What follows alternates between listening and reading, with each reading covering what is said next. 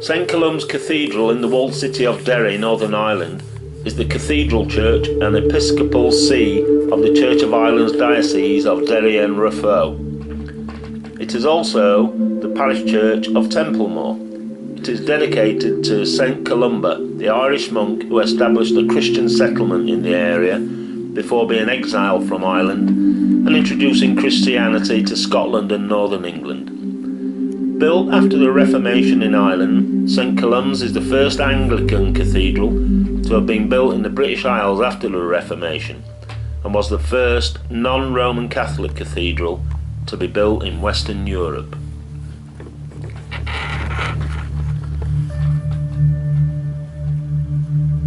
The original site of the diocesan cathedral was in Templemore.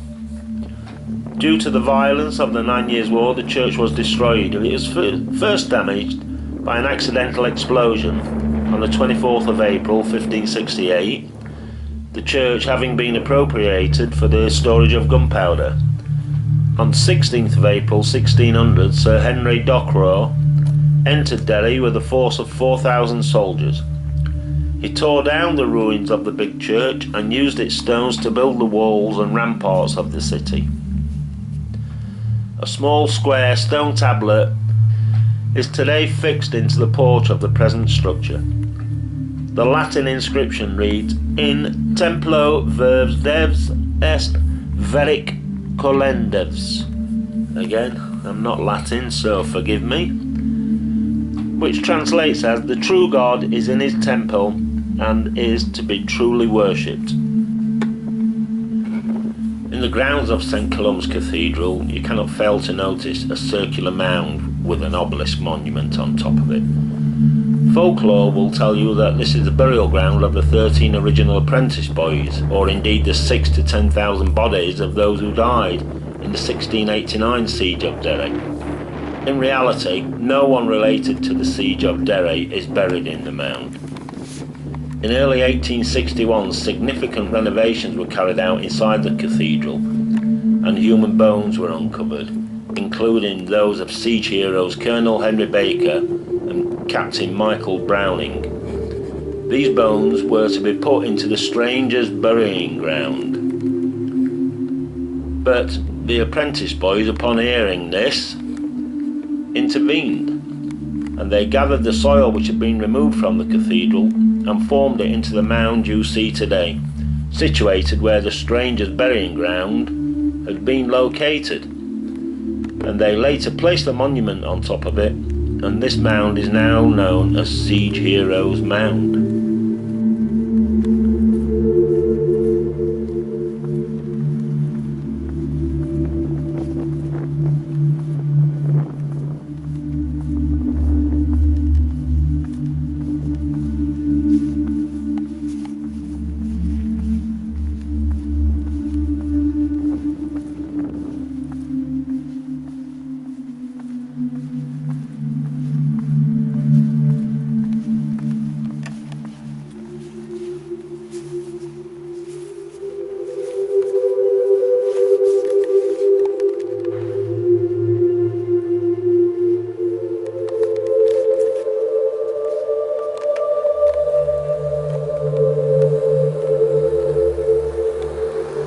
The cathedral is located close to the original.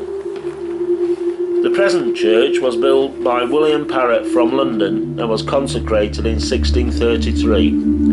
It is a good example of Gothic survival in the English Gothic architecture of the 17th century, contemporary with the College Chapel of Peterhouse, Cambridge.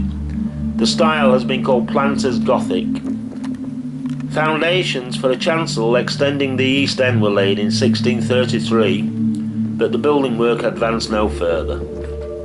After its consecration in 1633, the church was neatly unaltered until the bishop in 1776, Frederick Hervey, 4th Earl of Bristol, extended the total height of the building to 221 feet by building up the tower by 21 feet and adding a very tall spire. This spire lasted only 2 decades, however, before it threatened to collapse and was dismantled for rebuilding. The tower was finished in 1802, but the replacement spire was built another 2 decades later. The original south porch, attached to the hitherto unaltered nave, was removed in 1825, and in 1827 the turrets on either side of the east end were remodelled, with their previously crenellated tops rebuilt with domes. In 1861 to 1862 the whole interior was remodelled with new woodwork in oak, and the galleries which had previously been in the aisles were removed. Other decorations and furnishings were replaced at the same time. In 1887, in beginning work for a new chancel, the 17th century foundations were unearthed and the new chancel was constructed on their plan, completing the church's intended form. The chapter house was built in 1910.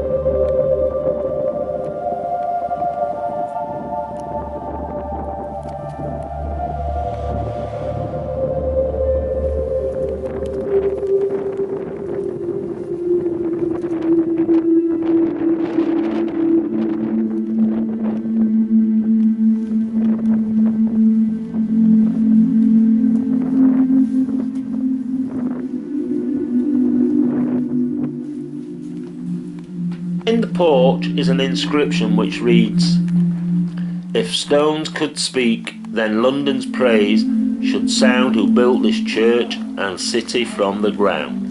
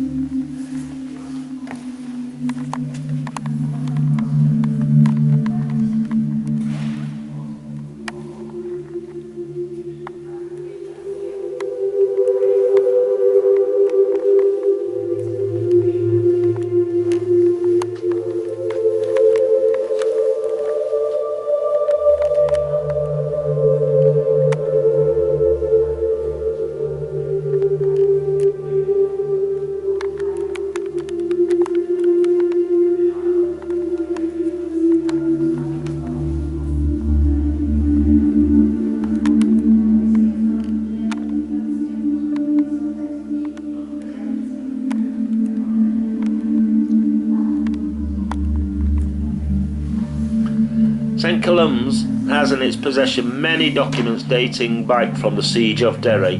They have portraits of William of Orange and the original keys of the city. The cathedral also contains a memorial to Valentine Mumby McMaster, VC or Victoria Cross.